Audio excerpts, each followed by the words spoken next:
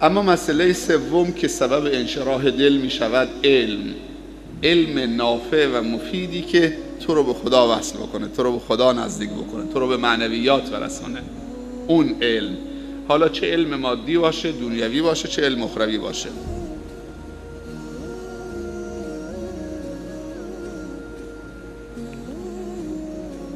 مسئله چهارم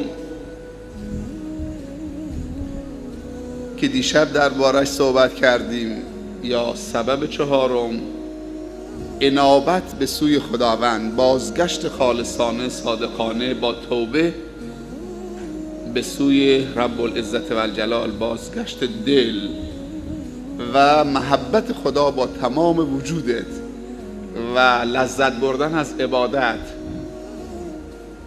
اینم یکی از مهمترین عامل انشراح صدر هست.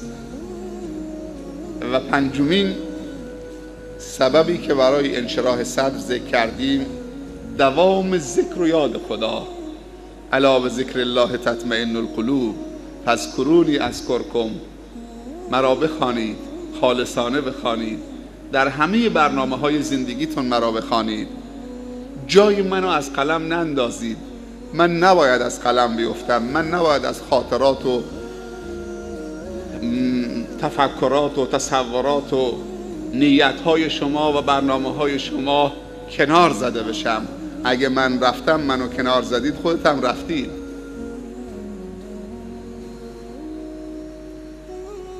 تو بحث اذکار ما درسی داریم در مدرسه علوم دینی به اسم بحث اذکار. اگر تو بحث ذکر وارد بشید، تمامی اذکار شبانه روزی و روزمره که کتاب نوشتن علما، هر ذکری مخصوص یک جایگاه خاصی است. سبحان الله، ذکرها رو که بررسی میکنیم تو اماکن مختلف، برنامه‌های مختلف، جملات عوض میشه، مگر یک کلمه تو همه برنامه‌های روزمره، تو همه اذکار اون ثابته و اون اسم الله یا رب یا اللهم است. تو تمامی دعاهایی که وارد شده در زندگی روزمره، از دعای بیدار شدن تا لباس پوشیدن، تا خارج رفتن از خانه، تا سوار ماشین شدن، تا خوردن، تا خوابیدن، تا بیدار شدن، تا لباس نو پوشیدن، تا استغفار کردن، همش ترکیباتش متناسب با اون عمل عوض میشه بجز یک لفظش، اونم لفظ اللهش. تو برو کتاب اذکار رو ورق بزن، نباید حذف بشه، نمیشه حذفش کرد. اگه حذفش کردی، حذف شدید، از حیات و زندگی حذف شدید. پس حیات ما و حیات دل ما و حیات روح و روان ما و حیات دنیا و آخرت ما مرتبط به دوام یاد خدا و ذکر خداست. به درجه‌ای که پیامبر صلی الله علیه وسلم وقتی به خلا می رفتن، از خلا که بیرون می آمدن می گفتن غفرانک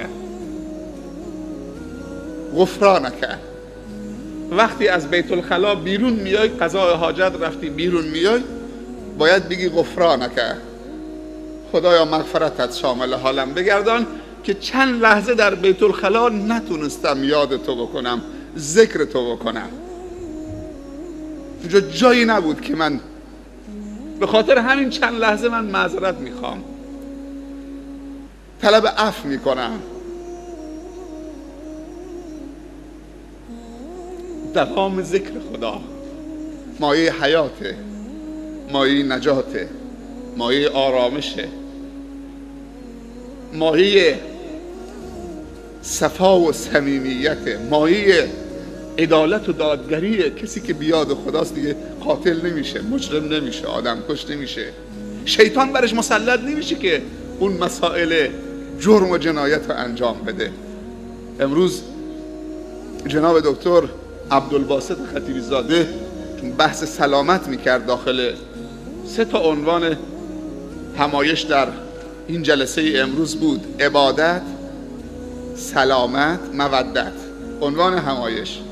عبادتش آقای افراز بحث میکرد، سلامتش آقای دکتر بحث میکرد و مودتش هم داده بودم به خدمتگزارشون.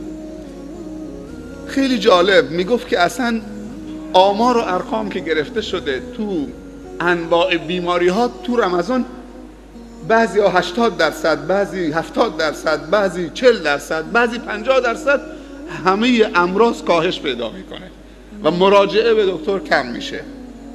اما تو بحث مسائل جنایی و جرم و جنایت اصلا تو ایران خودمون در ماه رمضان اونقدر کاهش پیدا میکنه. تو به دادگاه ها مراجعه بکن، به مسائل مراجعه بکن، خیلی کاهش پیدا میکنه. حالا این کاهش تو اگر که تعمیم بدید، جهانیش بکنید، بین 1,400,000,000 نفر، سبحان الله، نسبت این کاهش جرم و جنایت تو این ماه خیر و برکت و ماه عبادت و ماه سلامت و ماه محبت و ماه خیرخواهی و ماه گذشت و ماه مهربانی، اگر رمضان نشانه دوستی خدا نباشد چی میتواند باشد؟ و خداوند با این وسیله محبت و دوستی خودش رو ثابت کرده و بعد به ما هم گفته من با رمضان شما را رحم میکنم، مغفرت میکنم، نجاتتون میدم، شما هم با رمضان به یاد من باشی و همدیگر را نجات بدید و همدیگر را با رمضان دوست بدارید و با برکت رمضان دور هم در عبادت جمع بشید، بر سفره من جمع بشید. القرآن و معدومت الله علی الارض. قرآن سفره خداوندی است که گسترده شده بر روی زمین. کسی هست که سر این سفره بنشینه؟ الا بذکر الله تطمئن القلوب. پنجمین عامل انشراح صدر، الم نشرح لک صدرک، دوام ذکر و یاد خداست. لا یزال لسانک رطبا بذکر الله. نگذار که زبانت خشک بشود از یاد خدا. همیشه این حدیثه، همیشه میگه تلاش کن که زبانت خیس باشه، مرطوب باشه با ذکر و یاد خدا. و وقتی ذکری زبان عادت کرد، کم کم به اینجا کشانده میشه، کم کم به پایین کشانده میشه.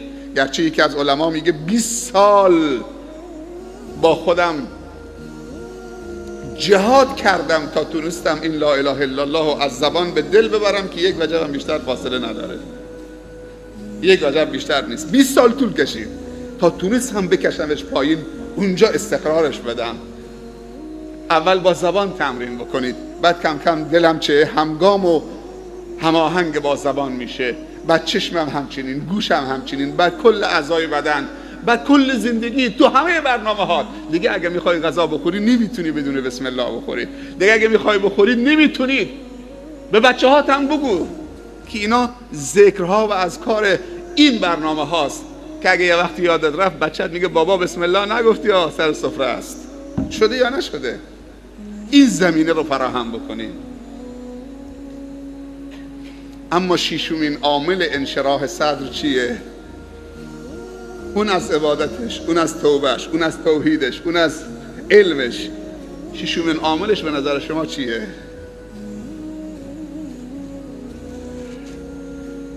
ابن القیم در کتاب زاد المعاد میگه که رحمت الله علیه، ششمین سبب انشراح صدر، به عربیش میخونم که خیلی لذت بخشه، الاحسان الی الخلق و نفعهم بما یمکنه من المال والجاه والنفع بالبدن و انواع الاحسان. سبحان الله.